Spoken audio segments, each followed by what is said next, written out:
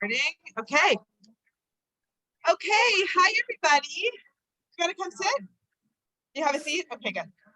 Okay. Welcome, everyone. It's been a while. So good to see you.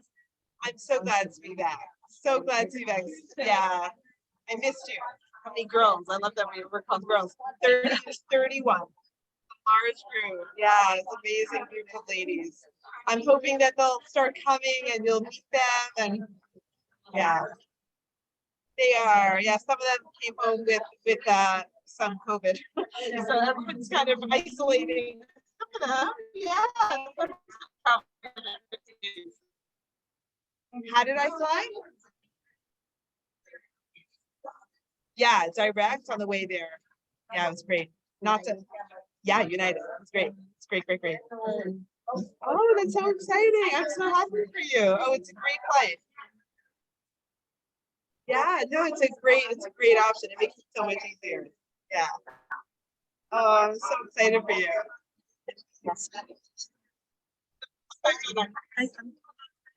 Yeah, and if you want to put your notes on it. Yeah, you have yeah. Depends how I'm feeling. I know. Very lucky. You know, first I'm like, I don't know what I'm feeling.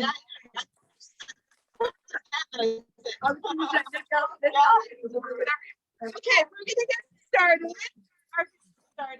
There's so many to tell everybody about. Well, first of all, for those of you that I haven't seen in 2 weeks, I've seen some of you already a couple times since I'm back. Shabbos and Sunday and Monday, and today's Tuesday. I think tonight is another event. Tomorrow happens to be another event. Also, it's Baruch Hashem. Baruch Hashem. I am going on. Someone said to me, "Did you get to rest?" Know when I'm going to rest, and they're like, "When?" I'm like, December 25th, when all of you go to Florida. That is what I am like the entire day. Okay, but there'll be some of you that'll keep you busy. Okay, so welcome everybody. Clearly Hashem has a lot of Hanukkah presents for us, because having not one but two of my mentors in town with 2 days apart from each other has definitely been a kiss from Hashem, because even people like me, we also need to recharge and plug in. So this morning I got to sit with Rachel on one side and Elisa Bulow on the other side, and I'm literally like, I'm feeling myself getting charged up. Like, everyone needs to recharge and everyone needs mentors. So you guys get to meet my mentors. These are the people that I don't know where I would be without the mentors in my life. And Rachel is such a good friend and such a good mentor that she even took my 12-year-old son to live at her house for an entire year. I'm saying, like, yeah, so Yossi, who's now 15, lived at the Goldbaums for a year when there was no other Jewish boys in his class, and we just needed, like, I was really like, what do we do? The L'chaim Center was not a reality yet. Like, the vegans were still here, and it was the year before we decided to move, and we knew, like, change has to happen soon. But in that pinch, I don't even remember how it happens, but I think I was just sharing, like, what do I do? And you're like, we'll take your son. And she really meant it. And she took Yossi. Yossi moved into her house for a year. He lived with us. He went to my husband's school. My husband has a school in Denver. Better condition that we gave him. I want to give him back. That's the truth. But I figured it was, she did give birth to him. So I had to. But Denver, Colorado. In fact, a lot of you know my friend Adrienne Gold, who's the trip leader on Momentum. So on the last day of the trip, you guys will find this hysterical. She gets up there, they're making a pitch, they're doing a big, like a fundraising pitch for Momentum. And she says, guys, like, if you give $1,800, you come and get this pin. And if anyone gives $1 million, I will move into your home and raise your children for you, because God knows I have made so many mistakes of my own children. I will, and everyone's like raising their hands. So, she helped me. She's really a partner in raising one of our children, and it was the best thing for our son. And yeah, anyways, there's lots more to say, but Rachel is someone that makes me feel lazy. Like when I hear about her schedule, I feel like I'm a slacker. Like I am like, because Rachel is like, she's like me, but I'm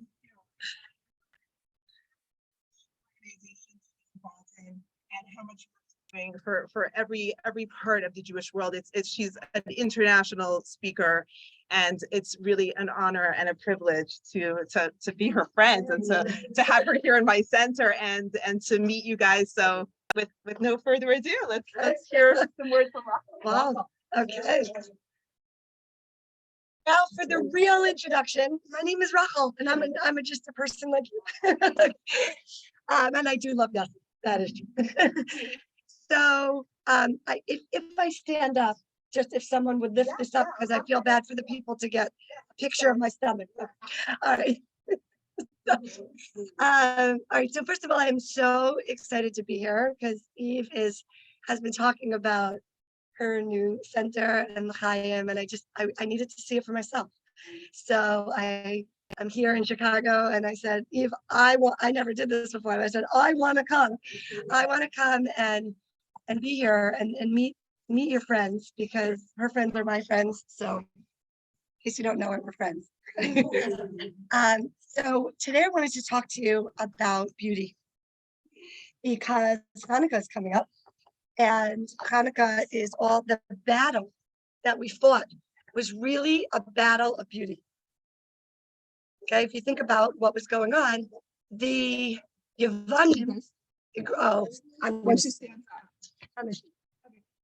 Yevanim, the Greeks, they worshipped what they called beauty, okay, which we'll go through in a minute. They worship the external. If I can see it, then it's real. Not see it, it can't be.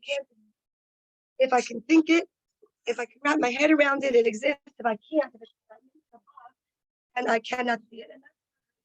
The Jews had to get up, even though it made no sense, and fight the Hanukkah battle, because they had to stand up for what the Torah definition of real beauty is. So I wanted to talk to you about beauty, because we all search for it. We want to be beautiful. And you know beauty because you have Eve. And literally, when I think of beauty, she's the first person that pops into my head. I'm not kidding. And there's something about the name Eve, because the two people that pop into my head are both named Eve. This happens to be the only two Eves that I know. So it's just absolute beauty. And what is it? So if you look historically at beauty, at what the generations considered beauty, it changed, right? Many years ago, do you know what was considered beauty? Right? The heavier the woman, the more beautiful. Don't you wish we lived in those days? Okay. Then I could eat as many donuts as I want. Okay. But you see that through the times, right? First it was like dark beauty, and then it became blonde and blue-eyed beauty. And right, I remember I'm a dating coach as well as other things that I do. And I remember I once had a guy, and he was asking me about this girl that he was dating that I knew, and she happens to be, I think, objectively gorgeous, but I wanted him to know about her insides, because I figured that he's going to hear from everybody. So I told him about her character traits and how wonderful. And then I said, and of course, I'm sure you heard that she's beautiful. And he said, well, actually, I heard that, and I've been dating her a bit, and I don't really see it. Okay. So what was the thing? He's used to his sisters that are blonde and blue-eyed. So to him, blonde and blue-eyed is beauty. And this girl was like striking, like dark skin, dark hair, sharp eyes. She was like that Sephardi beauty, And I think that's gorgeous, because I do the blonde, blue-eyed thing, right? At my house. So to me, that was like, wow. Anyway, so that definition is constantly evolving and changing through the generations. So that can't be a real definition, because truth does not change. It does not change with the generation. It's steady. That's how you know truth. If you ever want to know what's truth, truth doesn't fluctuate. It doesn't change. Truth is truth. So there has to be a consistency to it. So what does what does beauty really mean? So if you look at studies, which is interesting, what are the two most attractive traits? What are the two things that attract people to each other, both for men and women equally, is two traits. I call this my personal computer for life. Guys, just think about your personal computer, your PC. It's positivity and confidence. Not the size of your nose or the size of your waist or how clear your skin is on one day or the next. It's positivity and confidence. You think about the people that you are attracted to, that you want to be around. And they have a positive energy about them. Those are the two things that really attract a person. And that's why somebody could marry somebody, or someone could, think objectively for 5 minutes after meeting someone, wow, she's gorgeous, he's handsome. And then they get to know them and they don't think they're very pretty at all. They don't even see it anymore, or vice versa. Somebody you may objectively not have won the Miss America contest, but you think she's the most beautiful person. And that's because these two traits are what's really pulling you towards this person. So if we look at the Torah, because emet, all truth is in the Torah, so we want to look at what are the expressions of beauty that we see throughout the Torah. What are the Hebrew words? And I don't know the level of your Hebrew, but we'll translate everything. So there are 4 expressions of beauty that we find, mainly with the matriarchs and some of the patriarchs. Okay, Joseph actually is described as beautiful, Sarah, Rachel, and we have Esther in the Megillah. Okay, so we have a bunch of places where the Torah is telling us that these people were remarkably beautiful. So the expressions that are used are the 4 words are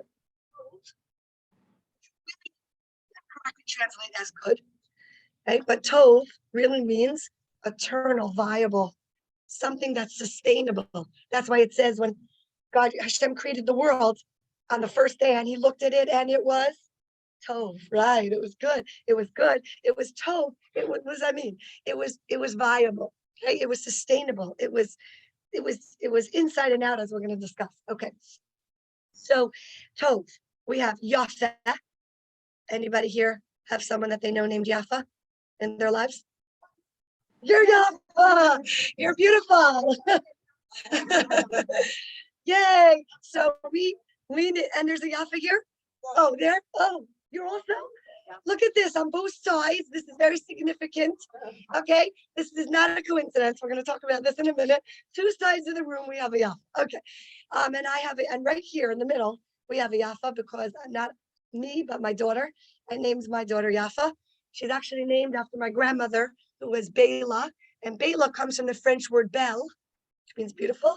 And so we wanted to give her a Hebrew name, so we named her Yafa Bela. Okay. See? Now you know why Eve comes to mind when I think of beauty. Okay. So Yafa is the word we're going to discuss today. That is the most common word for beautiful. And when we, I live in Denver, and when we go around Denver, people ask my daughter what her name is. She says Yafa, and they look at her and they say, oh, and she says it's Hebrew and it means beautiful. And they say, oh, you are beautiful. And so she likes saying her name.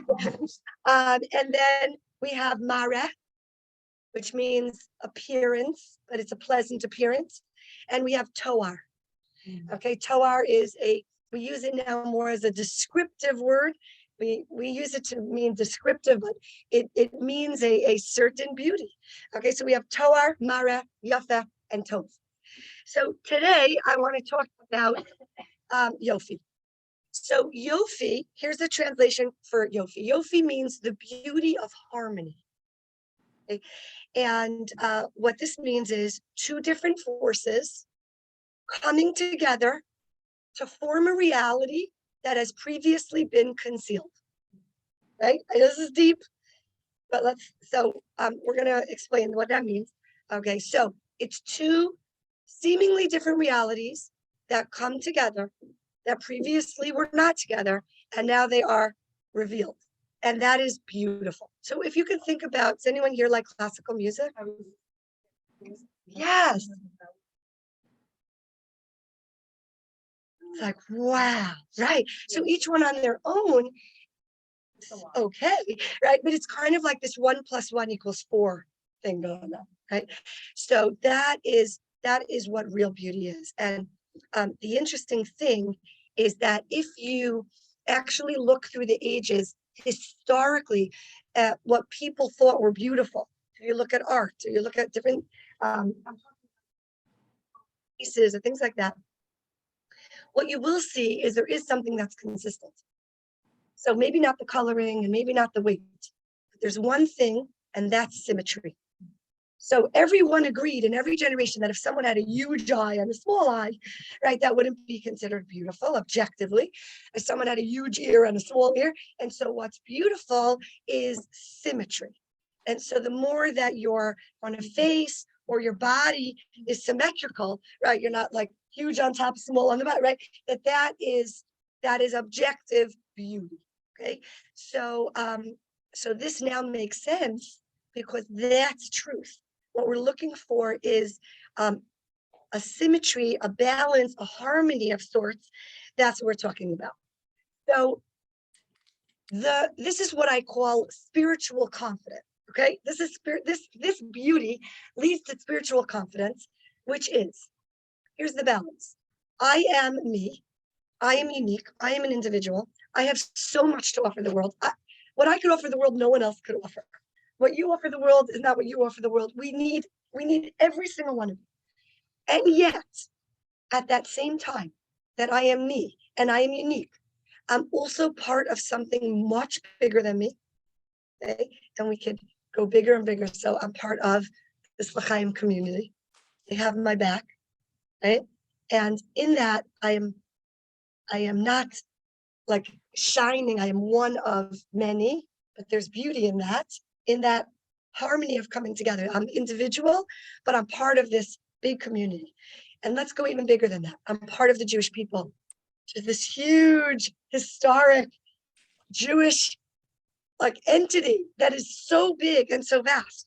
And let's go even beyond that. Okay, who am I? Who am I? I'm a piece of Hashem. I am Hashem. So I'm like connected to like the most amazing Wi-Fi situation in the entire world. Okay, if this laptop was not connected to Wi-Fi, it's limited. It can do some stuff, right? You're on an airplane, you're using your laptop, and you didn't pay for Wi-Fi, or the Wi-Fi doesn't work. It's limited, very limited. Once you connect, the world is yours. You could do, you could buy your groceries and have them delivered the next day, right? You could have them delivered in Amazon now. I don't know if you have it in Chicago. We have it in Denver. It could come to your house in 2 hours. Okay. So you are so unlimited. That's what it means to be attached to the infinite. And we're all attached to the infinite. So I wanna do like a little exercise with you for a minute. If I asked you to draw, and I wish I had a little board here, but we're just going to use our imagination, okay? So if I asked you to draw a picture of, just make a stick figure, make a person, make yourself, okay? And so you make a stick figure here. And now I'm going to ask you, draw Hashem.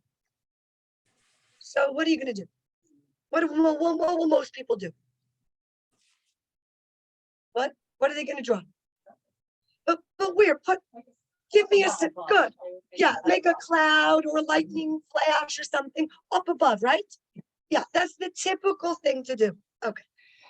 All right. So that's exactly. Okay, smart women here. Okay. So that is actually incorrect. Okay. So I say, okay, girls, ladies, whoever I'm speaking to at the moment, I say, okay, take that stick figure and now let's draw Hashem. I take a red marker and I make like squiggles, like a big circle around that. And everywhere, inside, outside, up, down, right, left, right. There's a little Jewish kid song. Hashem is here, Hashem is there, Hashem is here, right? But this is not just a cute kid song. This is the reality. This is the reality. And when we understand this reality, when we understand that we're absolutely surrounded and protected every moment of the day, then we could be, this harmony, by the way, is easy to see in a child. Okay, let's talk about a child in his parents' home. So he's an individual. He's different than anybody else in his home, right? Anybody here has more than one kid? And you know that each one is different, right? Even though they came from the same genes. I don't know how that happened, but okay. So each one is completely unique, and he knows he has a different place in the home, and yet he is surrounded in the bubble of protection called his parents and his home. Okay, that's us in this world.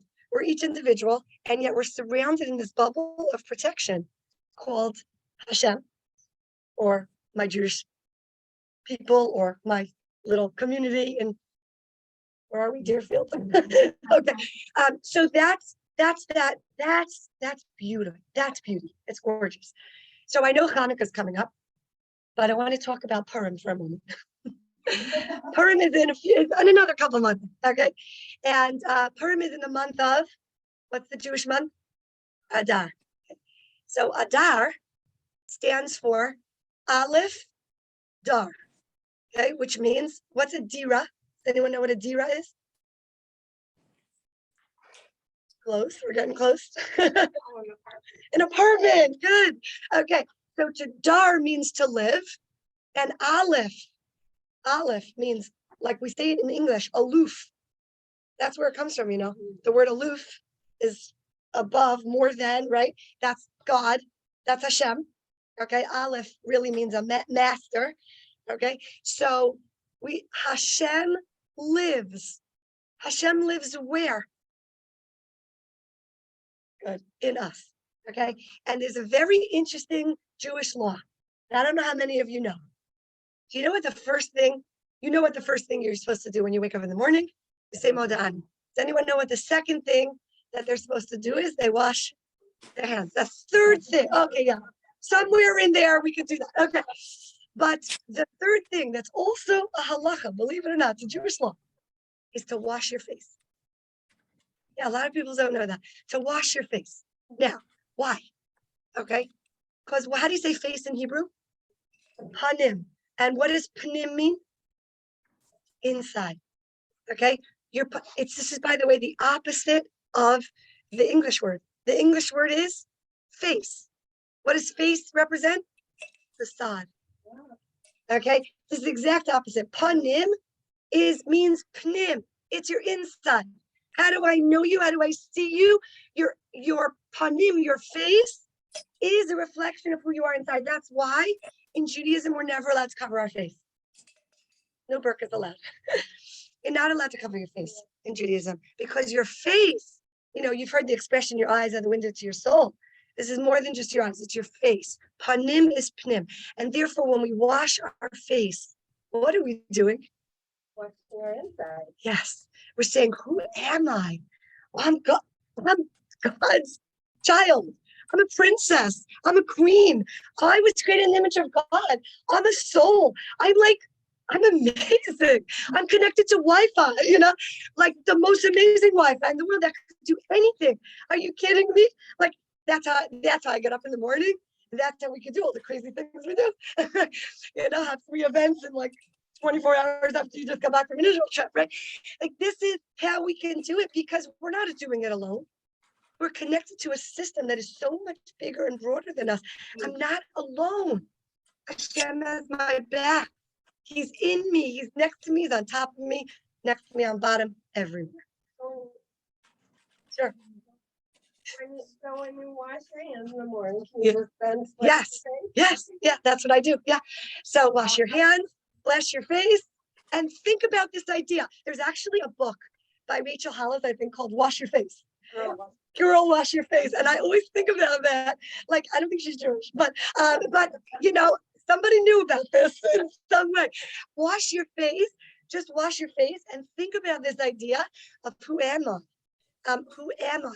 And, and then when we go out into the world, we are creating beauty because we're living that balance, right? Of me as an individual and me as part of something very, very big. Yeah. Sorry.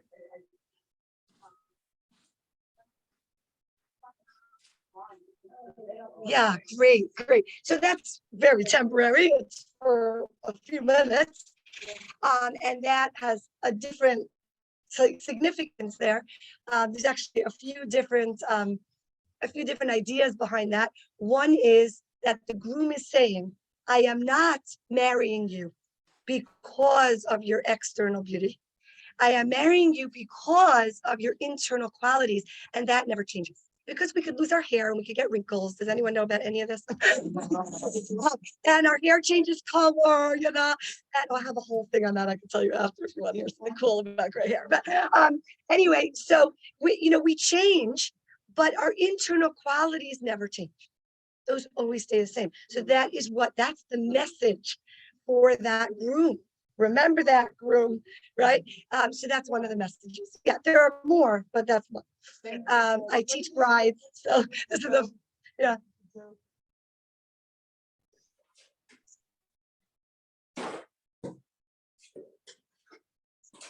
Please change. It's actually not a joke. That is actually how God created the world. The difference between men and women, men are resistant to change and women are looking for it. Okay, so that's why we always have more women's classes.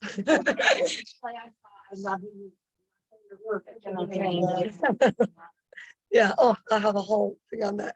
Okay, all right. So there was, so if we look at,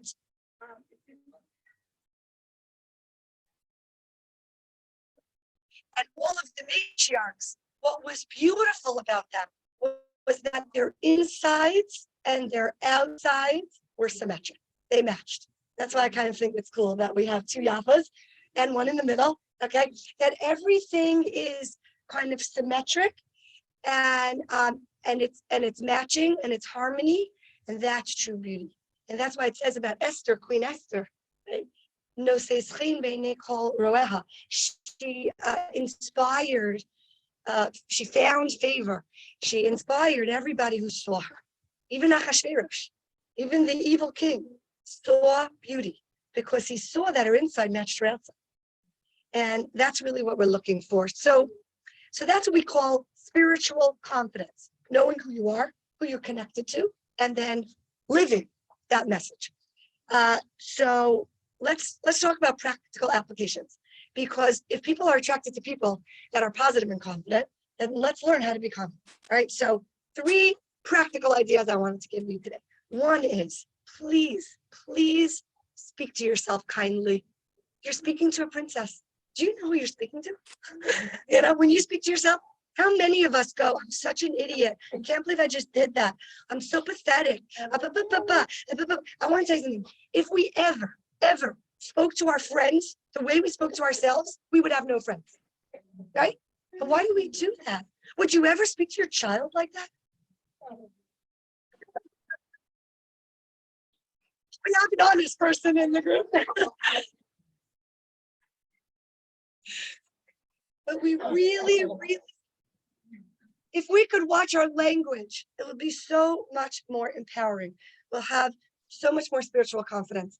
And one of the words in particular that I'd love you to delete from your inner vocabulary is the word should. I should really do this. I should really, says who? We're so judgmental of ourselves. Don't be so judgmental of yourself. Would I go over and tell Eve, you should really do this? No. So we want to love ourselves in the same way. It says, love your fellow like yourself. Well, that is implying that we're kind to ourselves. And I really feel like in this generation, people, and I would say it's been a slow, steady decline of not being kind to ourselves. So then we see it in not being able to be kind to others. And you're learning all these interpersonal relationships. Well, it starts with your relationship between you and you. And then when that is healthy and good, then we can be way nicer to the people around us. Because if we don't speak to ourselves unkindly, then why would we speak to our friend in an unkind way? So think about that. That's the first thing I'd love you to take away. The second thing, own only your own choices and moves and behaviors, not somebody else's. Okay? So confidence means I understand where I end and where the other person begins. Okay, here's a statement that I like people to make. You could fill in the blank with whoever. I'll use a few examples. My husband's moods, choices, and behaviors do not determine my worth. Yes, yes. My husband's behaviors, moods, and choices do not determine my worth. My daughter's moods, behaviors, and choices do not determine my worth. My brother's moods, behaviors, and choices do not determine my worth. My mother-in-law's moods, behaviors, and choices do not determine my worth.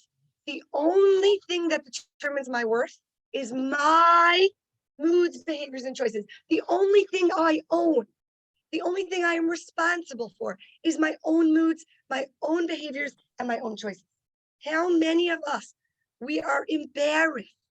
We take responsibility, misplaced responsibility for my child's behavior or my husband's mood or my mother's actions, whatever it is. And we go, oh, I have a friend who was involved in a very big scandal. If I said it, you would all know what I was talking about, so I'm not going to say it. And that's her last name. In other words, it was called the blank affair. Okay, I'll use an example that you won't like. The Watergate affair. Let's say Watergate was the last name. Okay, it was like the blank affair. That's her name.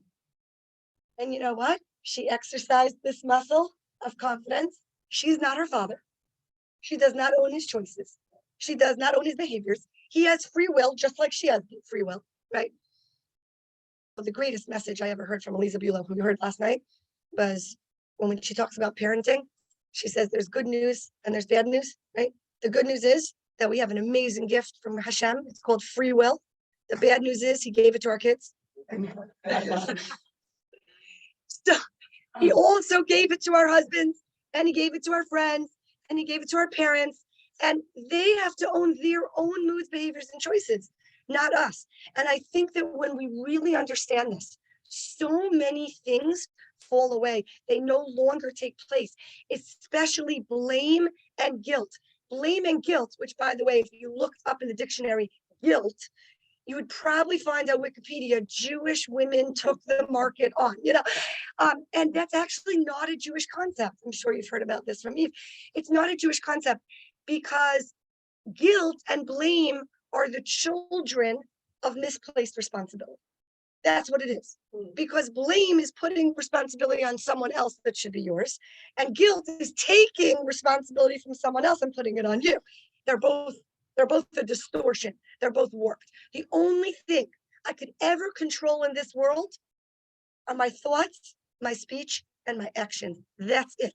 You know how many people go around and they go, he makes me yell at him, or she makes me so nervous, or he makes me feel guilty, or don't make me put you in timeout. You ever heard this? Nobody makes you anything. No one makes you anything. Don't disempower yourself like that, right? Don't outsource responsibility. Don't outsource your moods. Don't outsource your behaviors. Don't outsource your choices to anyone else. That's very disempowering, right? I can always control my moods, my behaviors, my choices. There's a story in the Torah where two people made a bet that they were going to make Hillel, the great sage, angry. And they said, okay. And one guy comes and he is annoying him and annoying him and annoying him and annoying. Anyway, he tried and tried and tried and tried. Do you think it worked? Didn't work. Didn't work.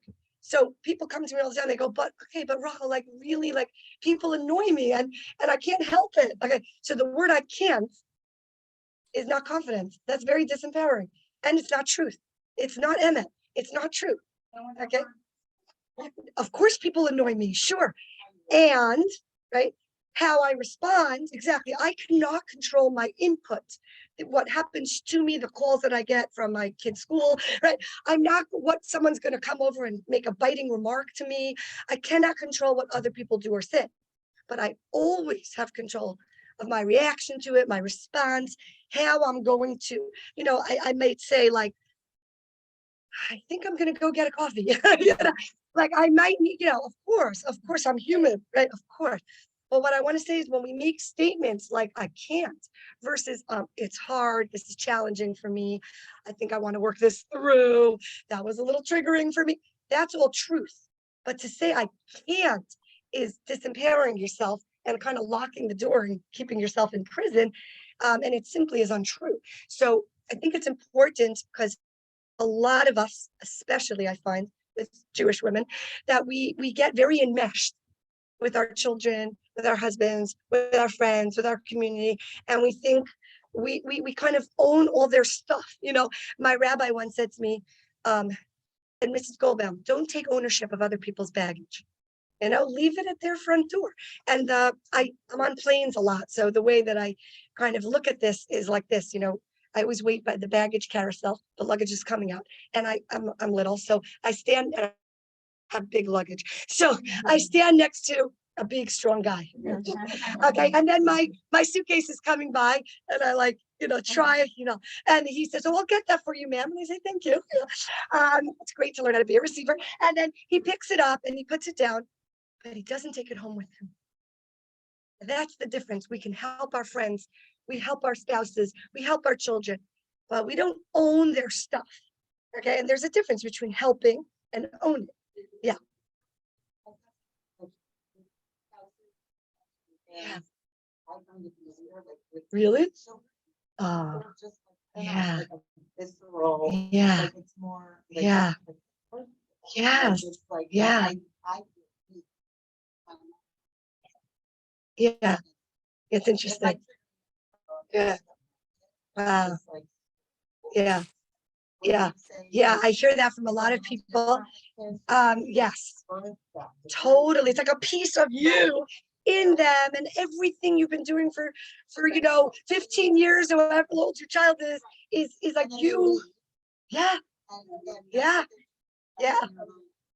Yeah. And it is such, I have to say, like, when I grew up was when my children grew up, and I call my parenting courses raising yourself as you raise your kids, because the truth is, no, raising yourself through your kids. That's what I call it, because you don't raise your kids. If you think you're raising your kids, you have something coming up.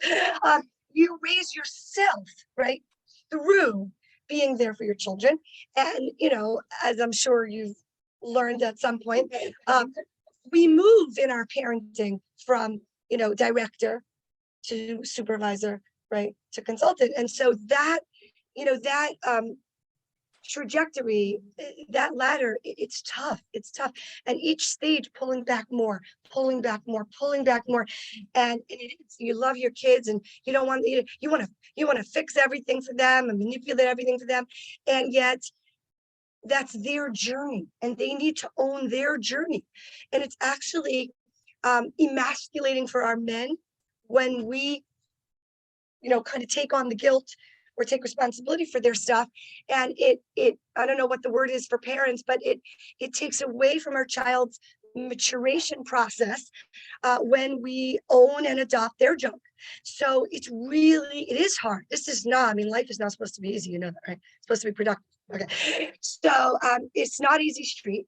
But it's and it's such an OFG, an opportunity for growth, right? It's an opportunity for growth and greatness. So, you know, when something like this happens, when you're struggling, you know, instead of saying OMG, I say OFG, right? Opportunity for growth. This is an opportunity for growth. So, okay. And the last thing which shows confidence is something that we also struggle with, and that is the ability to receive warmly. Okay, to receive warmly. Raise your hand if you think you're easy to please. Okay, great. I love it. Do the closest people around you think you're easy to please? Or do you think you're easy to please? Think about it. If the closest people around you think you're easy to please. Okay, you don't have to say. Okay, so think about it. Okay, so a lot of us, if we're all, we might think we are, but some of the people around us might be a little frustrated with us because they want to please us, and yet we're not always open to being easy to please. So this is something that I see many women struggle with, and many girls struggle with, is the ability to receive. What is usually the most instinctual comment when somebody compliments you? Yeah, yeah, or, oh, this, you mean it's from my sister's closet, it's so old, right? My husband said to me the other day, "Oh, is that dress new?" And wish I could go back and say, thanks, I'm glad you noticed. And instead I'm like, well, if you call 3 months old, no. So it's important to receive, right? To receive warmly. And if we get a compliment about anything, whether it's external or an internal compliment, or if somebody offers us assistance, to be able to receive and say, that'd be great, thank you. Yes, you can help me carry my bags. Yes, you can help me get my bag off the carousel. Thank you, yes, thank you, yes, thank you. These are the words, that's all we need to know. Yes, thank you, yes, thank you. That's so nice of you. I appreciate that. I'm so glad. Okay. Someone said, wow, I really, really enjoyed your talk, Rachel. I used to want to just dig a hole and go right in it. And now I say, I'm so glad. So glad that you gained something from it. And the person who's giving the compliment, who feels better when the compliment is thrown back in their face and no, it wasn't good, I forgot to say 3 things, or the person who says, I'm so glad you appreciate it, right? Or you go to give a physical gift and someone says, oh, what are you buying me a gift? We're such good, you shouldn't have. How do you feel? You know, you just spend time, money, and energy to buy them. So what I started to notice is someone asked me yesterday at the retreat, they said, how come, Rachel, we have such a difficult time receiving? So what do you think? Yeah, exactly. Well, what are we confident about? That what? No, but I'm saying, what would we need to be confident about in order to receive? So good. So the first thing is I deserve, it's okay. I'm allowed to receive. I am not unworthy of this gift that the person wants to give me. That is fabulous. Yes. And there's one more thing that stops us from receiving. Aren't you supposed to be a giver? Yes. And sometimes the best way to give is to receive warmly. That is a gift to the giver because it allows them to be giver. There can't be givers in the world without receivers. So you're actually helping them give.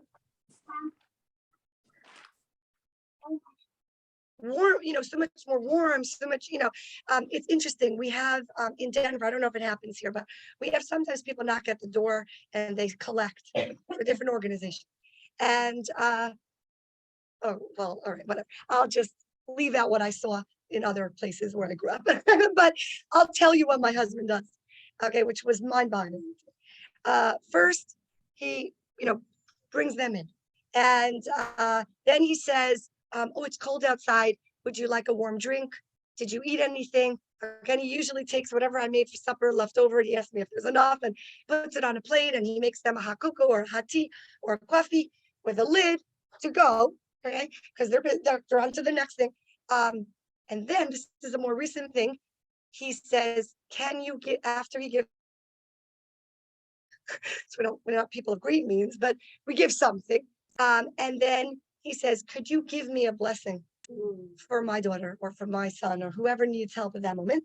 And do you understand that these people, it is so hard to go and take and take and take all the time that you're giving them an opportunity to give. And in order to do that, we need to receive the blessing, right? And they walk out, right, 10 inches taller than when they came in. And it's such a beautiful thing. It's, you know,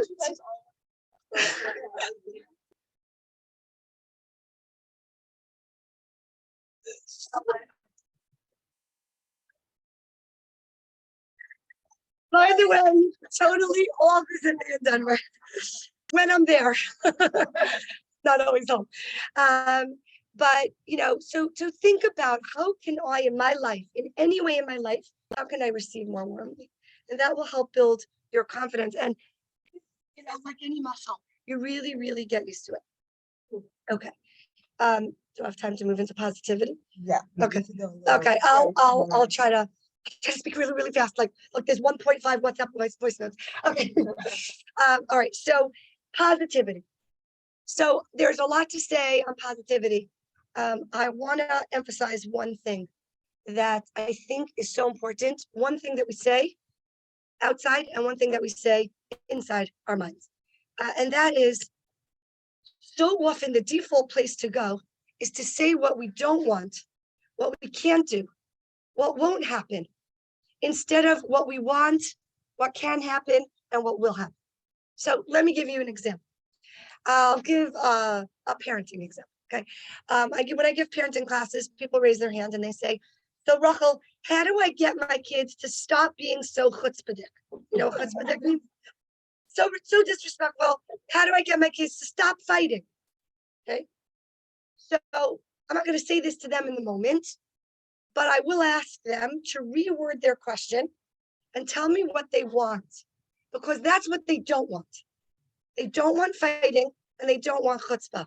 And if they have a question like that and they approach it like that, do you know what they're going to get? More fighting and more chutzpah. Because what you end up doing is you go, stop fighting, stop being chutzpah. And the kid hears fighting, chutzpah. You ever have a preschool kid, any teachers are preschool here?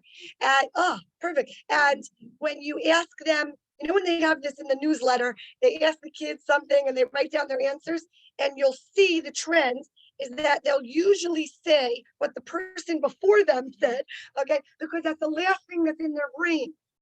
So when we give a kid a choice, they'll almost always, a young child, say the second thing that you said, because that's what's more recently in their brain, not because they want it any more than the other. Okay.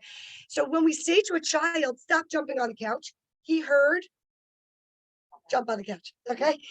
When we say we sit on couches and we jump on trampolines, so he heard jump on trampolines, sit on couch. All right. So what we want to do is we want to say what we want.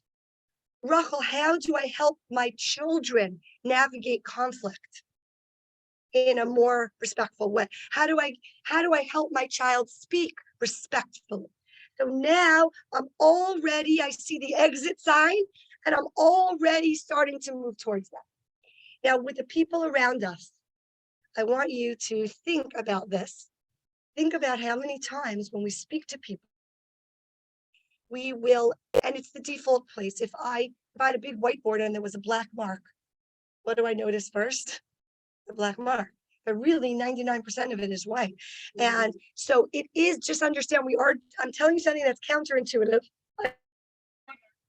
So disclaimer, but if we can retrain our brain, we will be actually a very positive person to be around. So what happens most of the time is we fetch and complain a lot. Do they still have that on the trip with the bracelets? Don't blame, don't complain. How easy is that, right? So that first few days, you're like, whoa, I didn't realize. I thought I was such a nice person. You know, I didn't realize how much, right? It helps you be aware. I love that. It really, really helps you to be aware of what are my words and what am I saying. So we could so easily say, it's so hot in here, I'm boiling. Or we could say, I'd love some fresh air. And which one, as a listener, inspires you to help me, right? And so I'll give you another example.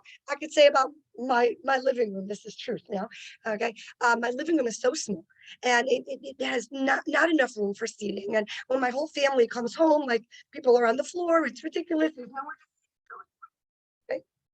That's communication A. Communication B. I'd love to figure out a way to have more seating in my living room so we could all sit together as a family. How do you feel being the recipient of person A and person B? Tell me. Yeah. What else did you feel? Did anyone else feel something inside? When you hear the negative,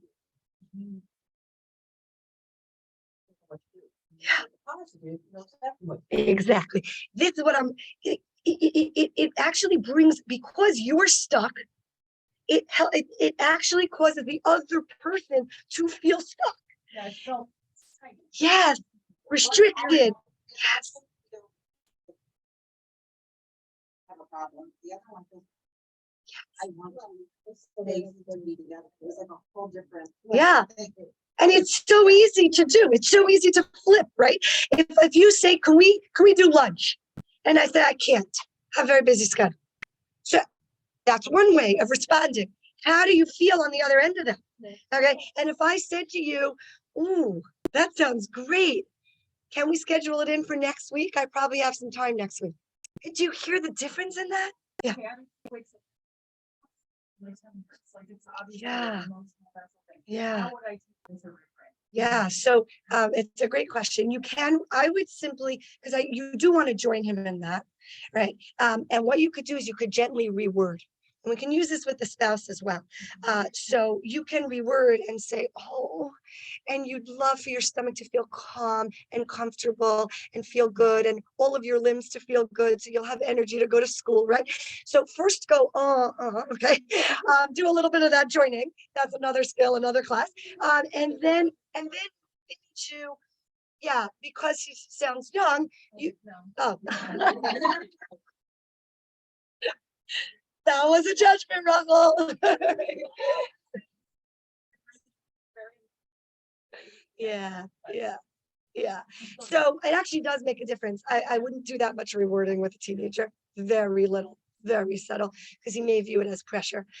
So you're really doing it for yourself, more for yourself to help you feel exactly, exactly. Yeah. So like I had a guy, so I had a woman who was complaining that her husband would walk in the door and he would say, what? Nobody comes to greet me. I'm nobody over here. Well, you're all just like that. Okay, so every day he came home angry something. Oh, the table is messy. Okay, so I helped her by helping her reword because she felt tight. And then what happens is you're prompted to defend, which then makes two separate teams. Defense is the worst tool in a marriage. So we want to avoid defense at all costs. So what I had her do was to reword how she would have liked to hear what he had to say, but very gently, not in a way that she's teaching him, because you want to be the wife, not the teacher. So she said something like, oh, it really means a lot to you when people come greet you at the door. And he said, yeah. And what happens is after a month, he started coming home and saying, I would really like someone to come greet me at the door. It took about a month. Exactly right. 100%. It's like a whole positive cycle, right? The snowball effect, right? In the positive way. Yeah. So, we could say you're always on your phone, which would prompt defense, or we could say I'd love to have some focus time together. Do you hear the difference in that? I had a woman who was on my couch. She comes in. She's like, I can't stand my husband. So I'm like, you can imagine me. So I'm like, okay, tell me more about that. So then she says, oh, he goes to work from 7 to 3, and he comes home at 3 o'clock, and he just turns on the TV, and he just sits like a couch potato on the couch, and he's lazy, and he does nothing, and he's got to get off that TV, and he's got to get off that phone, he's got to get off that couch. So I'm like, okay. So this is someone who clearly doesn't understand where she ends and her husband begins. And she also, both of these PC, right? She is definitely not going to be communicating that to him in a positive way. So I said to her, what do you want? So the first thing is, some of us, we're so busy complaining in our heads that we don't know how to articulate what we want because we don't even know what we want. So I said to her, what do you want? So I want him to get off the couch and stop being lazy. So no, that's what you want him to do. What do you want? And it took her about 8 minutes and 8 tries. And she said, I want attention. Now she could have a positive communication. Imagine now the difference in her saying to her husband, I would love for some attention after a long day without you. Now, whether or not he does it the next day, likely he won't. It takes about 2 weeks for them to think it's their idea.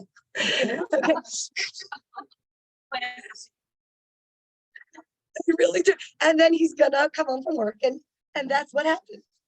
So to think about this in all our interactions, whatever it might be, say what you want, say what you can do, say what you will do. It helps you be solution oriented, helps you see that exit door. And again, people will just want to be positive. So even little things, instead of saying, don't lock me out, say, leave the door open for me. You hear the difference? If you can take away the nots and the don'ts and the can'ts, all the NOTs and all the NOs from our sentences, and we can turn it around. It does take forethought, which is probably a good idea to think a little bit before we speak, right?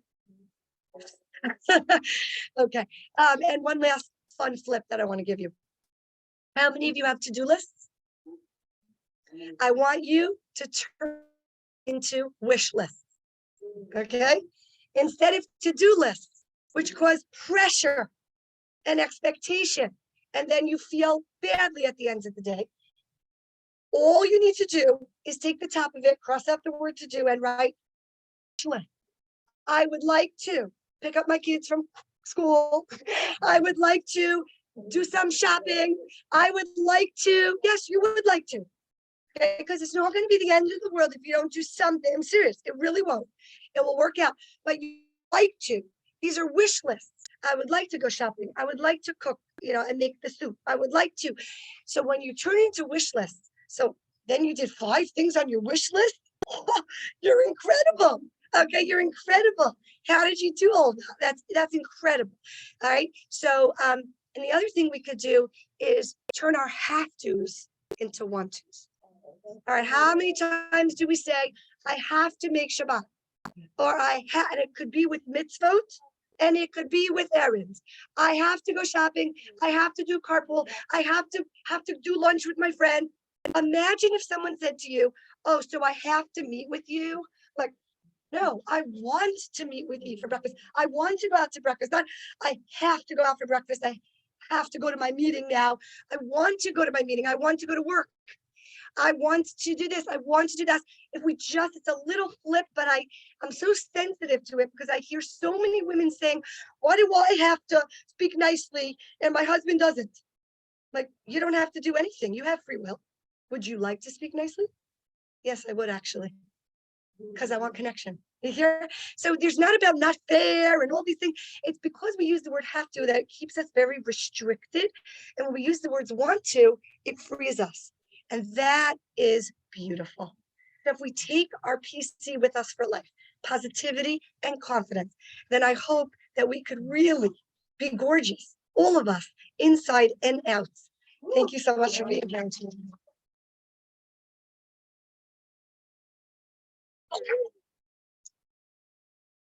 Hi, guys. That was amazing.